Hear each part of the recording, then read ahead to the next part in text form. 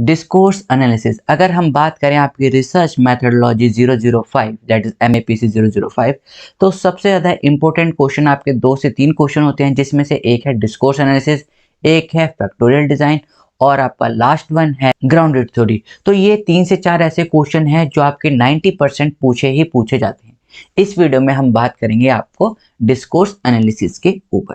सो discourse analysis basically क्या होता है? डिस्कोर्स एनालिसिस आपका कॉम्बिनेशन ऑफ 2 वर्ड्स होता है। अगर हम बात करें, देखिए डिस्कर्स, यहाँ पर ये जो वर्ड आपको दिख रहा है डिस्कोर्स, ये आपको एक लैटिन वर्ड से बना होता है डिस्कर्सिस। डिस्कर्सिस का मतलब क्या होता है कि जो आप कन्वर्सेशन कर रहे हैं, जो आप स्पीच कर रहे हैं, जो आप कम्युनिकेशन कर रहे हैं, उससे रिलेटेड होता है डिस्कर्सिस, उसका मतलब होता है, राइट।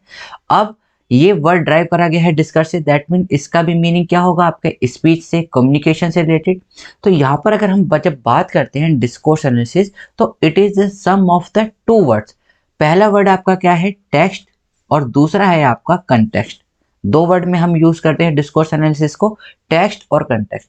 टेक्स्ट मतलब आपको पता ही होगा, जब आप लैंग्वेज का यूज, लैंग्वेज देखिए अगर हम बात करें कि कभी भी जब आप कम्युनिकेशन करते हैं, कभी भी आप अगर कम्युनिकेशन करते हैं, तो लैंग्वेज आपकी सबसे ज़्यादा इंपॉर्टेंट एस्पेक्ट रहता है। तो जब आप डेली बेसिस पे कम्युनिकेशन करते हैं, तो उसमें आपका text that is your language, और उस लैंग्वेज को आप कैसी सोशल सिचुएशन में, दैट इज किस कंटेक्स्ट में यूज कर रहे हैं, that is the summation of the discourse analysis. आइए इसके बारे में फर्दर देखते हैं। तो यहाँ पर मैंने यहाँ पर लिख रखा है, ये देखिए सारी चीजें इसके बारे में मैंने लिटिल पॉइंट्स लिख रखे हैं।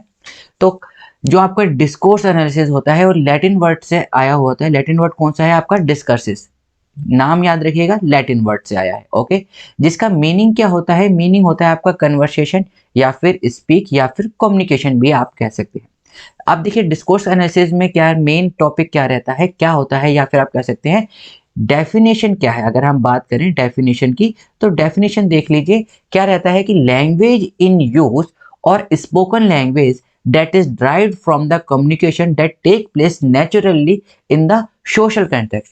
वो लैंग्वेज जो कि आप यूज कर रहे हैं, या फिर वो लैंग्वेज जो कि आप बोल रहे हैं, जो कि ड्राइव करी गई है, यानी कि किससे? कम्युनिकेशन से जो कि लैंग्वेज ड्राइव करी गई है, और जो लैंग्वेज आप particularly everyday life, everyday activity में यूज करते रहते हैं, सोशल कॉन्टेक्स्ट के अंदर, सोशल कंटेक्स्ट के अंदर जो लैंग्वेज आप डेली बेसिस पे यूज़ करते हैं, जिस लैंग्वेज को आप बोलते हैं या फिर यूज़ करते हैं, that is known as your discourse, okay.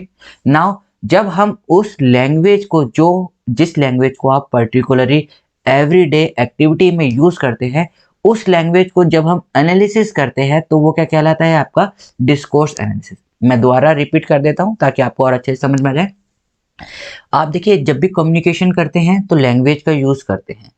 वो लैंग्वेज को जो आप पर्टिकुलर एवरीडे लाइफ की एक्टिविटी में यूज़ करते हैं, इन सोशल कंटेक्स्ट मीन्स जब भी आप किसी सोशल सिचुएशन में, कम्युनिकेशन हो गया जैसे के लिए, तो जब उस सोशल कंटेक्स्ट में जिस लैंग्वेज को यूज़ करते हैं इन ए फिक्स्ड पैटर्न। अब देखिए मैं पैटर्न की बात करें, तो हिंदी लैंग्वेज का एक अलग पैटर्न है, बंगाली लैंग्वेज का एक अलग पैटर्न है, तमिल तेलुगु लैंग्वेज का एक अलग है पैटर्न है, राइट। और अगर हम नॉर्थ ईस्ट चले जाएं, तो वहाँ की जो लैंग्वेज होती है जैसे असमीज, उनका एक अलग पैटर्न होता है, राइट। तो उनके जो सोशल कॉन्टेक्स्ट में जो नेचुरल पैटर्न को हम जब एनालिसिस करते हैं, तो वो क्या कहलाता है? Discourse analysis. और उस लैंग्वेज को जब हम यूज करते हैं, तो वो क्या कहलाता है? आपका डिस्कोर्स, ओके। लैंग्वेज का यूज करना डिस्कोर्स, और उस लैंग्वेज के पैटर्न को एनालिसिस करना एवरीडे लाइफ में, उसको हम कहते हैं डिस्कोर्स एनालिसिस। अब discourse analysis is a broad term used to analyse written and spoken text. यहाँ पर देखिए दोनों चीज इसके अंदर आती है। जब भी आप लैंग्वेज का यूज करते हैं, तो आप बहुत होता है, बहुत मतलब रिटन और स्पोकन। ये देखिए, ये आप इसे कह सकते हैं text means written, context means आपका स्पोकन। यहाँ पर आप इसको लेमन टर्म में यहाँ पर लिख सकते हैं, डेट इज ये आपका होगा क्या? रिटन, और ये आपका हो गया स्पोकन। लैंग्वेज देखिए 2 तरीके से हो सकती है, रिटन भी और स्पोकन भी, ओके। जब भी हम डिस्कोर्स एनालिसिस की बात करें, तो लैंग्वेज को ध्यान रखना, ओके। तो देखिए discourse analysis is a broad term to analysis. किसको एनालिसिस कर रहे हैं हम? उस लैंग्वेज को जो कि रिटन लिखी गई है और जो बोली जा रही है। किसमें? इन एवरीडे सोशल कॉन्टेक्स्ट और you can say everyday social activity, right. मैं आपको एक एग्जांपल लेके इसको पूरा सम अप कर देता हूँ। जैसे कि आप देखिए कि अगर आप हिंदी बोल रहे हैं, राइट, वहीं से आपको आप कह सकते हैं असम के या फिर नॉर्थ ईस्ट साइड के कुछ लोग आते हैं या फिर बंगाल के लोग आते हैं, आप कह सकते हैं नॉर्थ साइड में, ओके। तो देखेंगे जब वो प्रोनाउंस कर रहे होते हैं हिंदी को, राइट, जब वो हिंदी सेंटेंस बोल रहे होते हैं तो कहीं ना कहीं वो जेंडर के साथ जो वर्ब्स होती हैं वो डिफर कर देते हैं। जैसे के लिए वो लड़की के लिए यूज कर रहे हैं कि वो वहां गया था, जबकि होना क्या चाहिए था कि वो वहां गई थी, राइट। तो ये क्या हो जाती है, थोड़ी बहुत मिस्टेक्स हो जाती है, राइट। तो कभी भी आप जब एक लैंग्वेज से दूसरी लैंग्वेज में स्विच करते हैं तो कहीं ना कहीं आप मिस्टेक कर देते हैं।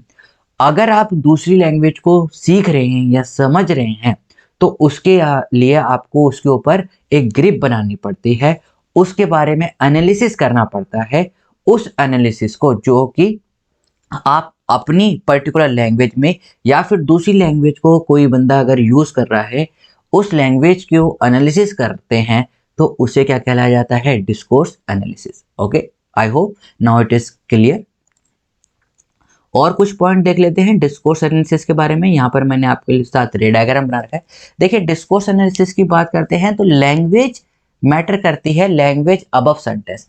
जैसे कि मैंने बताया कि अगर मान लीजिए कुछ असम से लोग आए हैं या बंगाल से कुछ लोग आए हैं तो आप उनके वर्ड्स की जगह उनके सेंटेंस पे ज़्यादा जाएंगे। जैसे वो वहां से आ रही था, आ रही था, जबकि आ रही है आना चाहिए था, राइट, फीमेल के लिए। तो आप क्या करते हैं कि आप उनकी लैंग्वेज को समझ जाते हैं, पर्टिकुलरली क्या रह जाता है, सेंटेंस पे नहीं जाते हो क्या कह रहे हैं, यानी कि या फिर आप देख सकते हैं कि कुछ लोग फॉरेनर लोग जब आते हैं तो जब वो हिंदी बोलते हैं तो थोड़ा थोड़ा बहुत बोल लेते हैं। जैसे अभी आपने देखा होगा यहाँ पर निग्रोज बहुत आ गए हैं साउथ अफ्रीका से, तो वो देखिए थोड़े थोड़े वर्ड्स बोल पाते हैं लेकिन आप क्या करते हैं, उन्हें अंडरस्टैंड कर लेते हैं। That is language above sentence. Okay, not provide absolute answer to a specific question, right. जब आपने देखा होगा कि जो निग्रोज बोलते हैं वो एक या दो वर्ड्स हिंदी के प्रोनाउंस कर पाते हैं, तो लेकिन कई बार क्या होता है कि कम्युनिकेशन में क्या आती है, प्रॉब्लम आती है, राइट।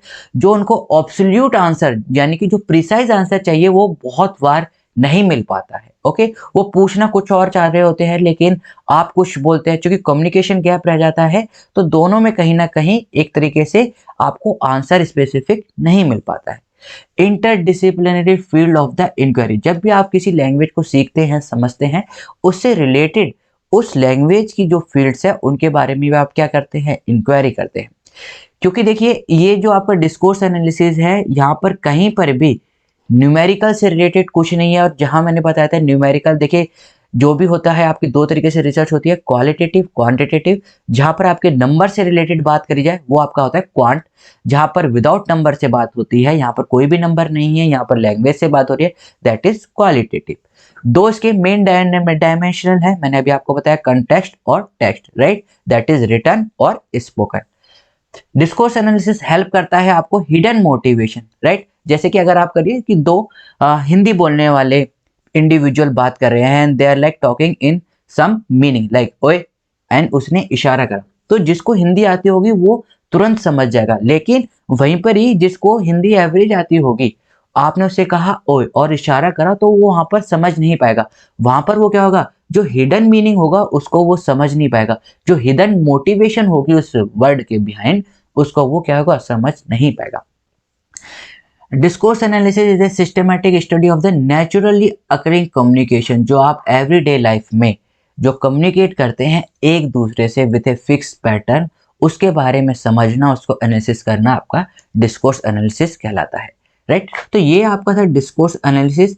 और उसके बाद में हम और देख लेते हैं कि हम डिस्कोर्स एनालिसिस से क्यों करते हैं या क्या है discourse analysis, right. So discourse analysis is A study of कि जो आपकी लैंग्वेज है वो सोशल रियलिटी को कैसे डिस्क्राइब करती है, कैसे रिफ्लेक्ट करती है, राइट। दूसरा क्या होता है कि जो आपकी जो सोशल लैंग्वेज है या जो आपकी लैंग्वेज है वो रियलिटी को कैसे क्रिएट कर रही है। ओके, कई बार आपने देखा होगा कि जो ऑथर्स होते हैं वो रियलिटी को एकदम आउट ऑफ द लिमिट ले जाते हैं। दे आर लाइक कि वहां से सूरज की किरणें पेड़ों के बीच से आ रही थी, राइट। तो जो क्या हो रहा है, एक रियलिटी को क्रिएट कर रहे हैं। Okay, language shapes our identity, right, हमारे कल्चर के बारे में बताती है कि आप किस लैंग्वेज को बोल रहे हो, किस तरीके से बोल रहे हो, कितने रूडनेस कितने कामनेस से बोल रहे हो, वो आपकी क्या, आपकी आइडेंटिटी, किस तरह से आप इंटरेक्ट कर रहे हो, उसके बारे में आपकी लैंग्वेज बताती है। Language use as a tool to control everyone. देखिए, जब भी आप पॉलिटिक्स की बात करते हैं, अगर हम इसका एक एग्जांपल लें, तो पॉलिटिक्स जो होते हैं वो लैंग्वेज को एज ए टूल की तरह यूज करते हैं। समटाइम्स वो क्या करते हैं कि जो वोटर्स होते हैं उनको वो प्रोवोक करते हैं, क्या करते हैं, और वो क्या करते हैं, उनको प्रॉमिस करते हैं जो कि कभी फुलफिल नहीं हो पाते, कई बार हो भी जाते हैं। तो अगर आप देखोगे, जो पॉलिटिक्स होते हैं वो लैंग्वेज को बहुत अच्छे तरीके से एज ए टूल की तरह यूज करते हैं। How language has change over time. देखिए, पहले की अगर हम बात करें तो हिंदी काफ़ी ज़्यादा बोली जाती थी, लेकिन राइट नाउ अगर आप देखोगे, इंग्लिश बहुत कम बोली जाती थी पहले के टाइम में, अगर आप 10 से 20 साल पहले देखोगे। लेकिन अगर आप देखोगे राइट नाउ, इंग्लिश मस्ट हो गई है हर स्कूल में। अगर आप किसी भी स्कूल में इंटरव्यू देने जाएंगे, किसी भी जॉब के लिए आप इंटरव्यू देने जाएंगे, तो वहाँ पर आपका इंटरव्यू इंग्लिश में अगर बात कर रहे हैं तो 90% वो आपकी पर्सनैलिटी को क्रिएट कर देता है, जो कि एक सम काइंड ऑफ बायसनेस होती है। ओके, तो वहां पर क्या हो गया है, आप देख सकते हैं कि लैंग्वेज क्या हो रही है, ओवर टाइम कैसे कैसे चेंज होती जा रही है। That's also comes under into the category of the discourse analysis. So this is all about discourse analysis. So अगर अगर आपको ये वीडियो पसंद आई है तो लाइक करें, शेयर करें, अपने दोस्तों के साथ भी शेयर करें, और सब्सक्राइब करना ना भूलें, ताकि आपको फर्दर ऐसी वीडियो मिलती रहे। We will meet in the next video. Till then, keep smiling, keep getting lots of memory. This is Caffeine Shot. Have a great day. Thank you, all of you.